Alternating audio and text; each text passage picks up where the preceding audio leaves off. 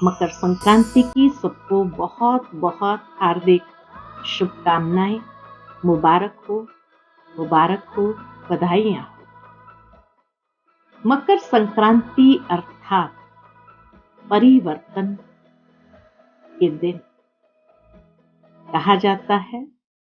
सूर्य मकर राशि की ओर आगे गमन करता है और उत्तरायण में जाता है और यहाँ से दिन परिवर्तन होने लगता है।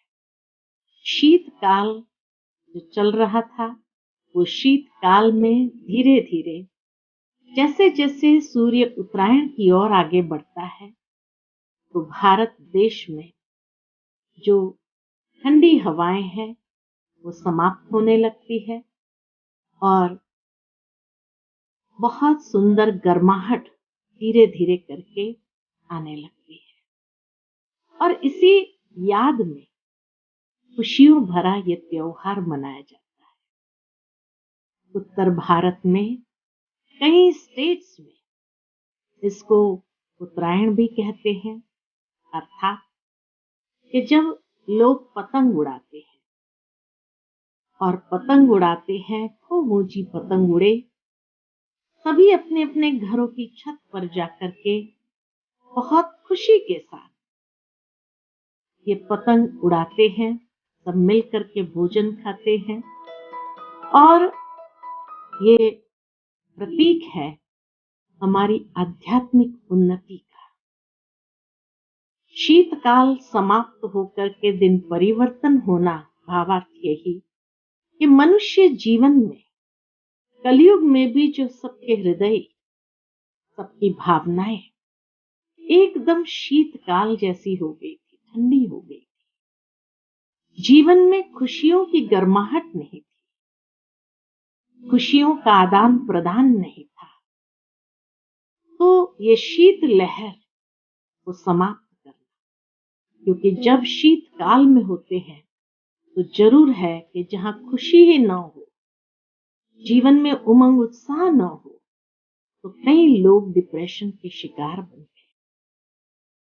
तो ये दिन परिवर्तन अर्थात आवश्यकता है हमारी भावनाओं में परिवर्तन लाने की, हमारे जीवन के अंदर विचारों में परिवर्तन लाने की एक ऐसी क्रांति ले आए जिससे स्वयं के साथ सबकी सहज आध्यात्मिक उन्नति। और इसीलिए पतंग को ऊंचा उड़ाते हैं कि खूब ऊंचा जीवन के अंदर उड़ो, उमंग उत्साह के पंख लगाकर उड़ो, हिम्मत और साहस के साथ ऊपर उड़ो, लेकिन डोर के साथ जरूर बंधे रहना। डोर है मर्यादाओं की, नियम और संयम की। जीवन के अंदर नियम संयम जरूर बना रहे और इस डोर से बंद करके अपनी आध्यात्मिक उन्नति करो। कहा जाता है कि कभी कभी सारे लोग जब पतंग उड़ाते हैं तो किसी किसी की पतंग आपस में उलझती भी है, और उलझती है तो उस समय उड़ाने का तरीका यही होता है कि सहज सुलझ जाए उसके लिए ढील छोड़ देते हैं। ढील छोड़ते हैं तो जैसे रस्सी और से और छोड़ते जाए और उसमें वो उलझी हुई पतंग कभी कभी सहजता से अलग हो जाती है। ढील छोड़ना आवश्यक है। भावार्थ यही कि उस समय अगर कोई खींचने लगे पतंग को और उस डोर को तो कटने की संभावना होती।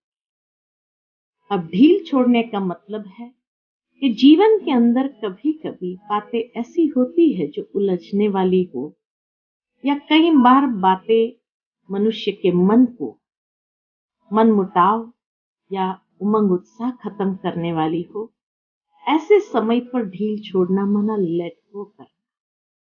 जितना लेट गो करते जाएंगे उतना हमारी आध्यात्मिक उन्नति तो होती रहेगी, लेकिन वो उलझन भी समाप्त हो जाएगी। अगर उस समय हमने बात को खींचने का प्रयत्न किया उस बात को और ज्यादा खींचते रहे तो कटने की संभावना है, अर्थात संगठन से अलग हो जाएंगे, कट जाएंगे, और तब हमारे जीवन में वो उमंग उत्साह नहीं रहेगा। इसीलिए इस दिन पर विशेष लोग तिल गुड़ के लड्डू बना करके एक दूसरे को बांटते हैं और यही कहते हैं कि तिल गुड़ खाओ और मीठी मीठी बातें बोलो। महाराष्ट्र में विशेष कि तिल गुड़ देते हुए मीठी मीठी बातें करते रहे आपस में भी, और कभी कोई बातों में उलझे नहीं। भावार्थ यही कि जीवन के अंदर तिल बड़ा सूक्ष्म है, आत्माओं का प्रतीक है, और तिल के लड्डू जब बनाते हैं तो गुड़ आवश्यक है, अर्थात मीठा जरूरी है। मीठा होगा तो जैसे लड्डू बना सकेंगे, और तब एक दूसरे को लड्डू बांटते हुए वो मधुरता या एकता हमारी बनी रहेगी। तो समय के हिसाब से अब आवश्यकता है कि हम आपस में एक होकर के रहे, एक परमात्मा के संतान होने कारण उस एकता के सूत्र में बंधे रहे, और उसके लिए मधुरतापूर्ण व्यवहार हो एक दूसरे के साथ, और उस मधुरता के आधार से ही हमारा संबंध बहुत मीठा, व्यवहार बहुत मीठा हो।